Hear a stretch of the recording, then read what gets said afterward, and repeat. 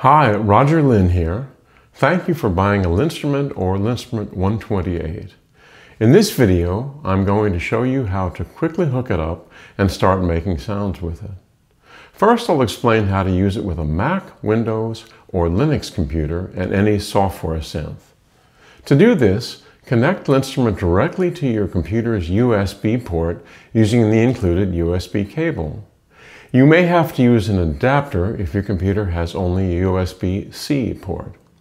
If you want to use a single or dual foot switch, first connect it, then connect power. This is how LinnStrument knows the difference between a normally open or normally closed foot switch. Next, start your music software and in its available incoming MIDI ports, select LinnStrument MIDI. By default, LinnStrument is set to play with any conventional MIDI synth, not an MPE synth, sending over MIDI channel 1. So select a sound in it and play.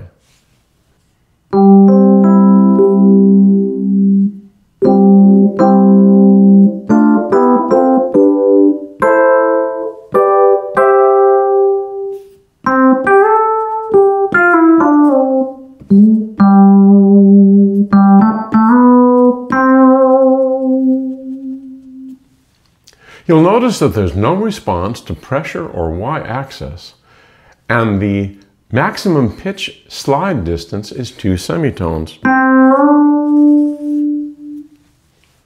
That's because conventional one-channel synths and their sounds are optimized for a MIDI piano keyboard.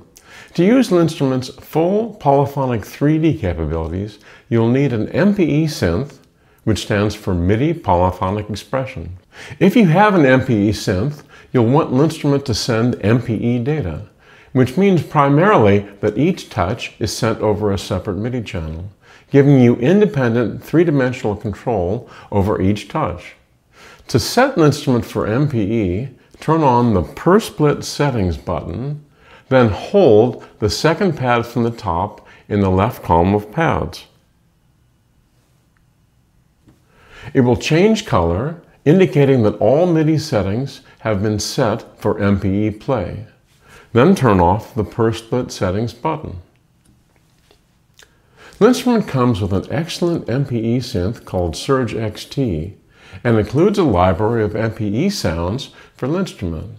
To install Surge XT, click the link Free Surge XT Synth from the LinnStrument support page and follow the installation instructions there. To start with, click in the patch browser at the top of the Surge window and under Third-Party Patches, select the LinnStrument MPE folder, Pads subfolder, and the sound, Pulse Wave, and Filter. Now play some notes. With this sound, pressure controls loudness and filter frequency. Left-right movement controls pitch.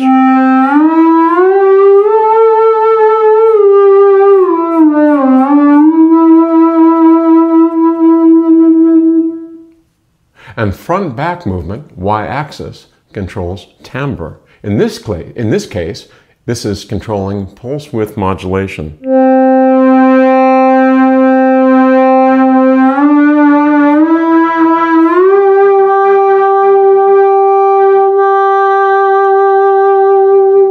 And those 3 dimensions of movement are all polyphonic.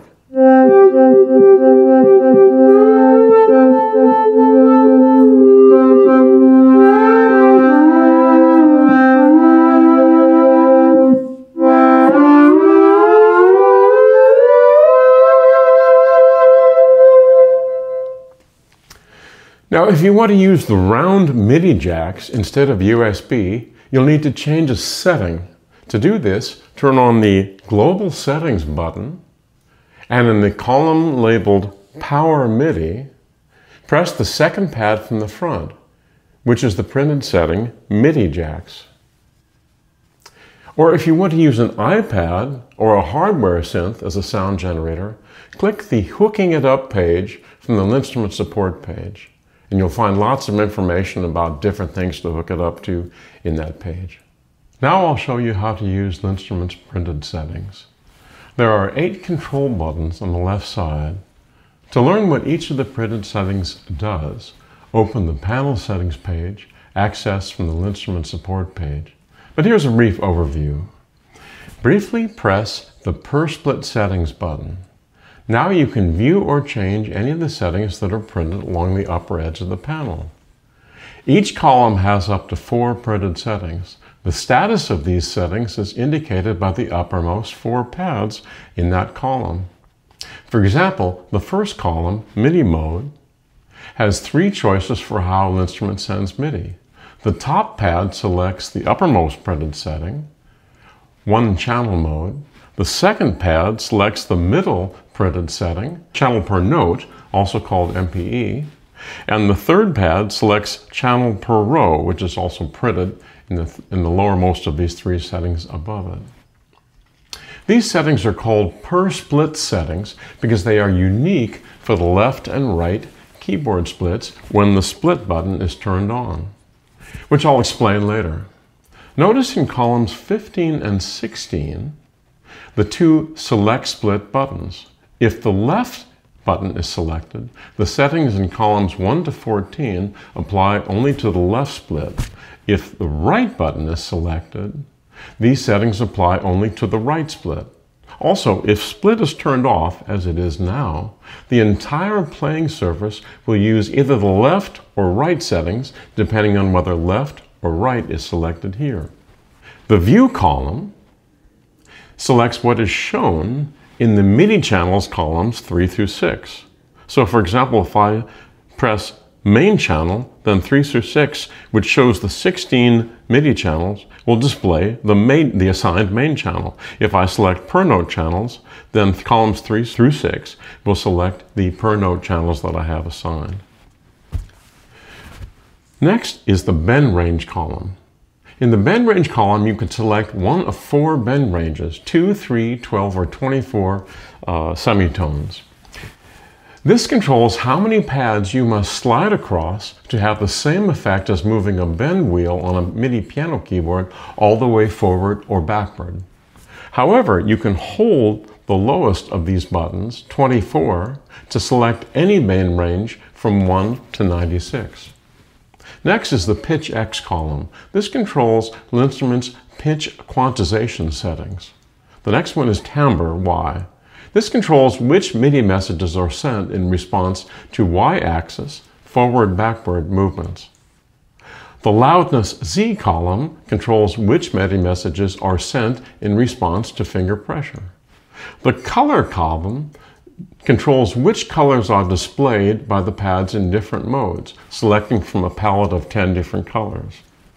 The Low Row columns permit you to repurpose this lowest row for use as a sustain pedal, arpeggiator control, mod wheel, bend wheel, and other options. The Special column turns on the arpeggiator or allows one split to be used as 8 control change faders or as a strumming surface for notes fingered on the opposite split. Or it enables LinnStrument's step sequencer, which has its controls printed here or on the LinnStrument 128 on the rightmost edge of the playing surface. The next control button is Preset.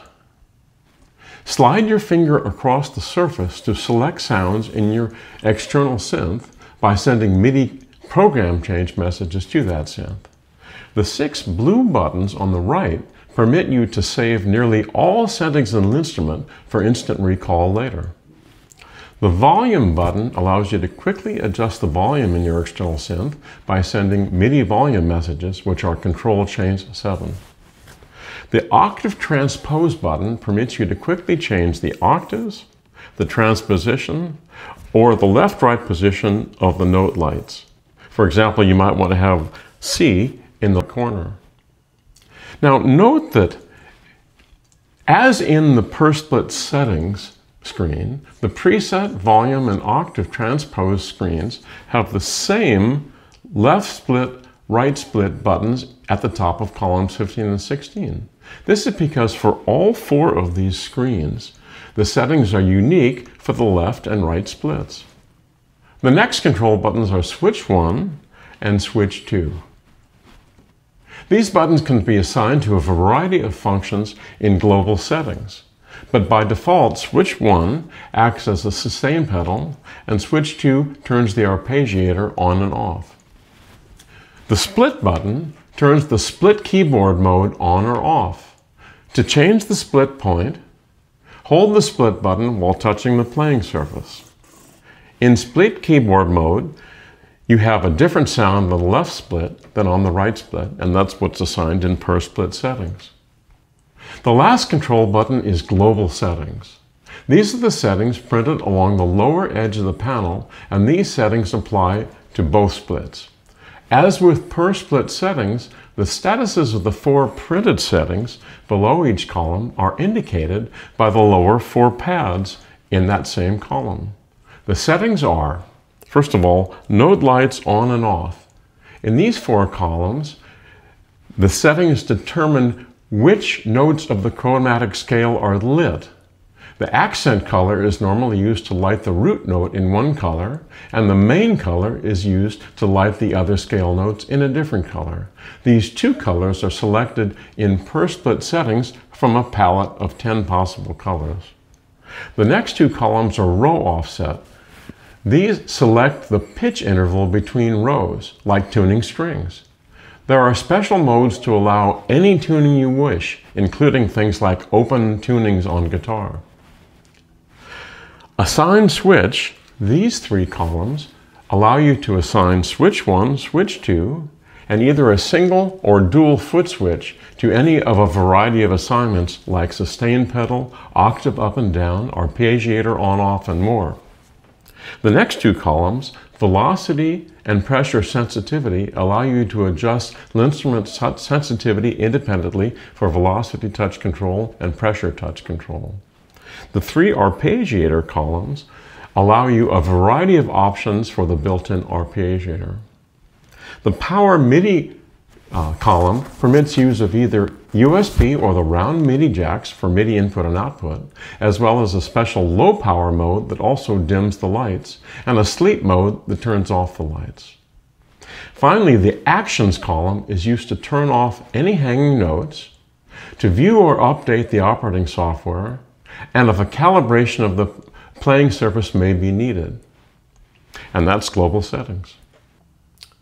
Well, that's now enough to get you started. For more information, there are many other helpful links on the LinnStrument support page, including FAQs, recommended sounds, videos, learning to play, creating sounds, the LinnStrument forum on KVR, and many more.